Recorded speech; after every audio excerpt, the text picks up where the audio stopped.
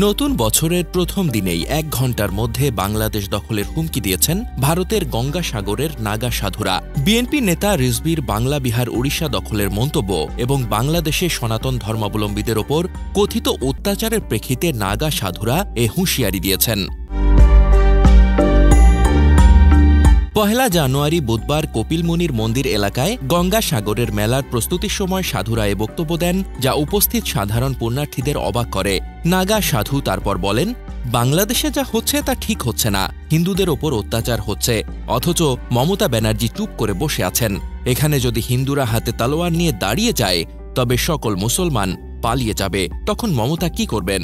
অপর এক সাধু দত্তগিরি বলেন, সরকার যদি কিছু করতে না পারে আমাদের ছেড়ে দিন, ১ ঘণ্টার মধ্যে বাংলাদেশ দখল করে নেব।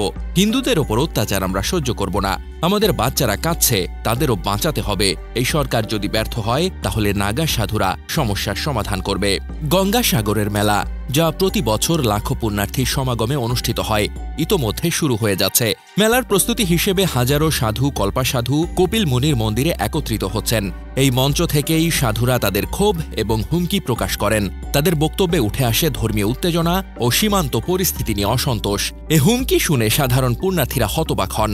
অনেকেই মনে করছেন, দুই দেশের মধ্যকার সম্পর্ক ভালো না থাকায় এই ধরনের উত্তেজক বক্তব্য উঠে আসছে। তারা আরও বলেন, এভাবে হুমকি দিয়ে কোনো সমাধান হবে না। দুই দেশের সম্পর্ক উন্নয়নের জন্য আলোচনার প্রয়োজন। বিশ্লেষকরা মনে করছেন, নাগা সাধুদের এমন বক্তব্য দুই দেশের জনগণের মধ্যে উত্তেজনা বাড়াতে পারে। ধর্মীয় উন্মাদনা তৈরির মাধ্যমে পরিস্থিতি আরও জটিল হতে পারে। বাংলাদেশ ভারত সীমান্তে ইতোমধ্যেই নানা ইস্যুতে উত্তেজনা বিদ্যমান। নাগা সাধুদের এই বক্তব্যের ফলে সীমান্ত পরিস্থিতি নতুন সংকট তৈরি করতে পারে। বিশেষজ্ঞরা মনে করছেন, ধর্মীয় সংখ্যালঘুদের সুরক্ষার বিষয়টি উভয় দেশকেই গুরুত্ব দিয়ে দেখতে হবে।